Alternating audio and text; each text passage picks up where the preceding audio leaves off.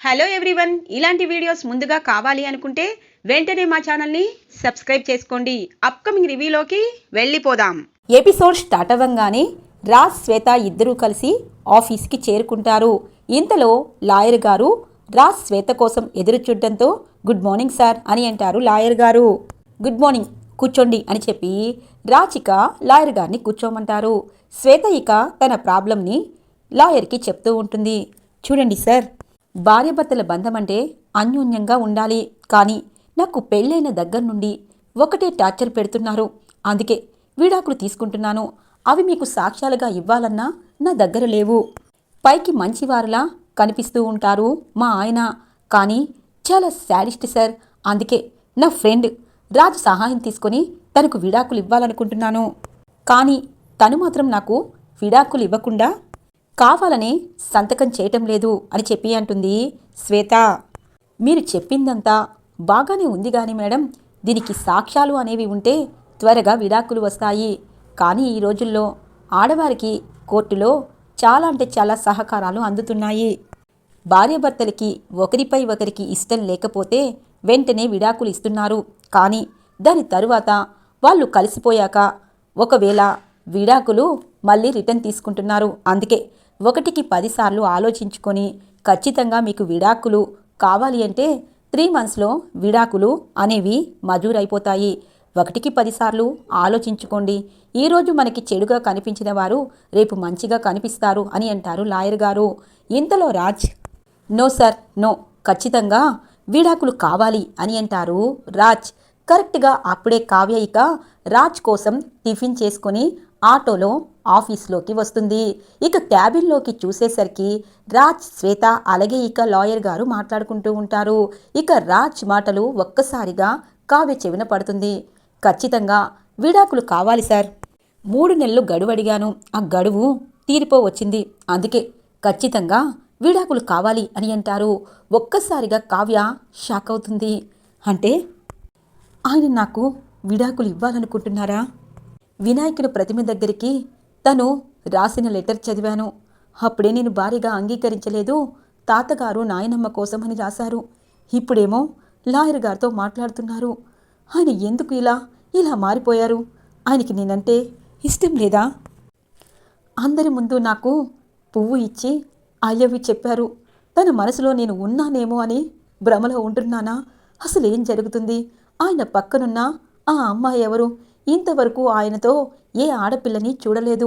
నన్ను కూడా ఆయన దూరంగానే ఉంచుతారు. అలాంటి ఆయన ఆమెతో ఎందుకంత క్లోజ్గా ఉంటున్నారు? అంటే నాకు విడాకులిచ్చి తనని పెళ్లి చేసుకుంటారా? నా జీవితం ఇక్కడితో ముగిసిపోతుందా? ఏ ఆడపిల్లకైనా భర్త ఎలాంటి వాడైనా తన జీవితాంతం తన తోడు కావాలనుకుంటుంది. నేను అలాగే అనుకుంటున్నాను. మరి ఎందుకు దేవుడు నాకు ఈ పరీక్ష పెడుతున్నాడు? పెళ్ళి అయ్యి 6 నెలలైంది. ఈ 6 నెలల్లో నా గురించి ఆయన ఎప్పుడు మంచిగా అనుకోలేదా? అనుకోకపోవడం ఏంటి? చాలాసార్లు నాకు సపోర్ట్గా ఉన్నారు, నన్ను ఇష్టపడుతున్నారు అనుకున్నాను. కానీ నాకు విడాకులు ఇవ్వడానికా అని చెప్పి ఇక బయటే కుర్చీలో కూర్చొని బాధపడుతూ ఉంటుంది కావ్య. ఇది ఇలా ఉండగా శ్వేత, చూడండి సార్, నేను మా ఇంట్లో చెప్పుకోని విషయాలన్నీ నా ఫ్రెండ్ రాజ్తో చెప్పాను. తను నాకు సహాయం చేశారు. మమ్మీ డాడీకి కూడా మా ఆయనంటే ఎంతో నమ్మకం.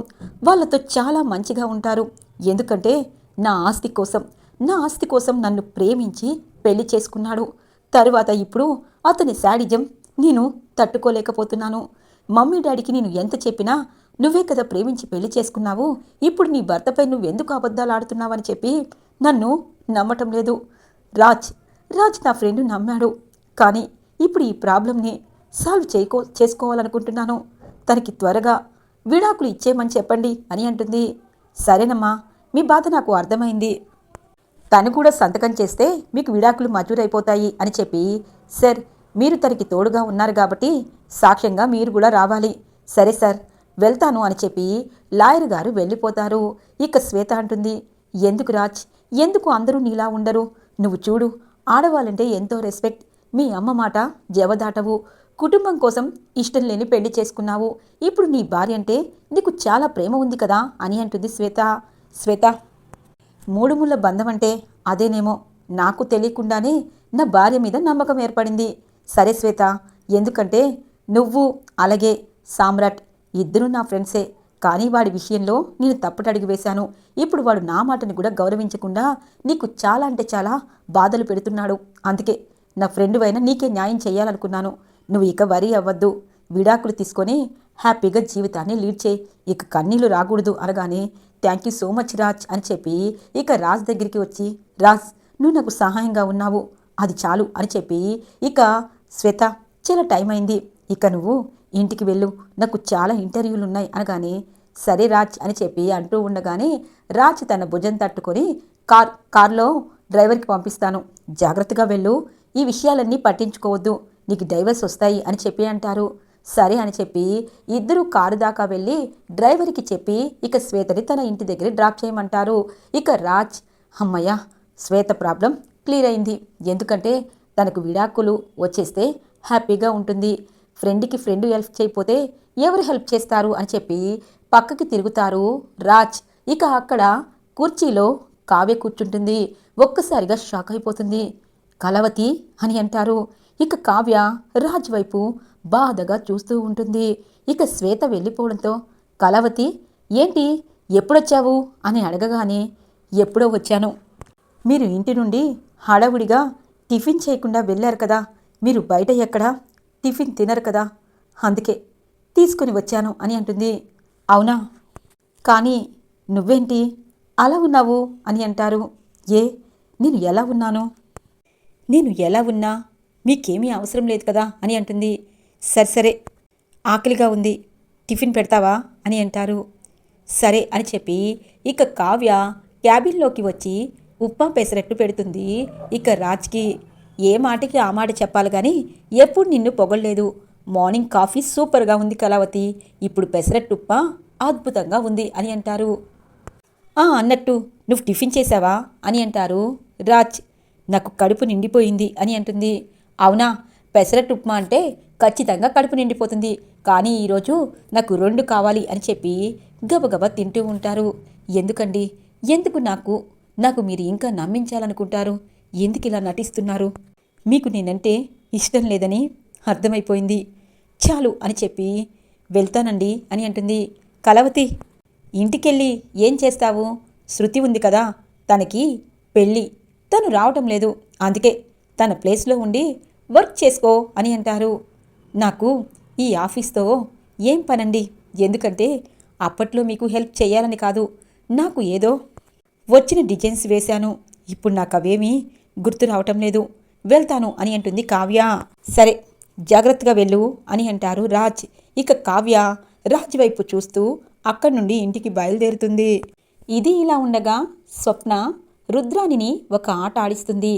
చూడండత్తా, ఎప్పుడు వీళ్ళ మీద వాళ్ళ మీద వాళ్ళకి తగులో పెట్టి తమాషా చూస్తూ ఉంటారు కదా, అవన్నీ ఆపేసి మీకు వారసుడిని ఇవ్వబోతున్నా నన్ను జాగ్రత్తగా చూసుకోండి, నేను మంచే చెప్తున్నాను, మంచి దారిలో వెళ్ళమంటున్నాను, కానీ మీరేమో నా దారికి రావటం లేదు, నేను మాత్రం కావ్యలాగా తుడుచుకుని పోయేదాన్ని కాదు కదా, ఒక్క మాట అంటే 10 మాటలు అప్పగిస్తాను, నేను ఏ తప్పు చేయలేదు, నా కడుపులో ఉన్న బిడ్డ ఈ ఇంటి వారసుడు, ఈ వారసుడిని మోస్తున్నాను కాబట్టి ఖచ్చితంగా కోడల్లా కాకుండా కూతుర్లా చూసుకోండి, అప్పుడే ఈ ఇంట్లోనూ నా దగ్గర మీకు వాల్యూ పెరుగుతుంది అని అంటుంది స్వప్న.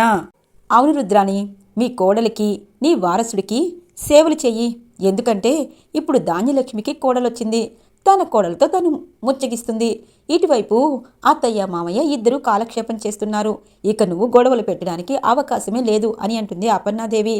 వదినా, నేను గొడవలు పెట్టలేదు, చాలామంది ఇంట్లో ఫ్రాడ్ చేస్తుంటే ఆ ఫ్రాడ్ని బయట పెట్టాలనుకుంటున్నాను, కానీ మీరేమో అవి గొడవలు అనుకుంటున్నారు అని అంటుంది రుద్రాణి. ఓహో, ఫ్రాడ్ ఎవరు చేశారో, ఎవరికి ఎవరు బుద్ధి చెప్పారో పెళ్లిలో అంతా తెలుసు, మీ అబ్బాయి మీరు కలిపి ఏమేమి కుట్రలు చేశారు అన్నది కాదు, నన్ను నమ్మలేదు, అందుకే ఈ పరీక్ష, ఈ శిక్ష మీకు అని అంటుంది స్వప్న. ఇది ఇలా ఉండగా అనామికకి వాళ్ళమ్మ ఫోన్ చేస్తుంది.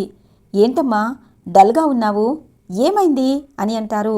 ఏం చేయను మమ్మీ, నేను ఎంతో ప్రేమించి కళ్యాణ్ని పెళ్లి చేసుకున్నాను, కానీ కళ్యాణ్ నా మాటే వినటం లేదు, నాకేమో వంట రాదు, ఏమీ రాదు.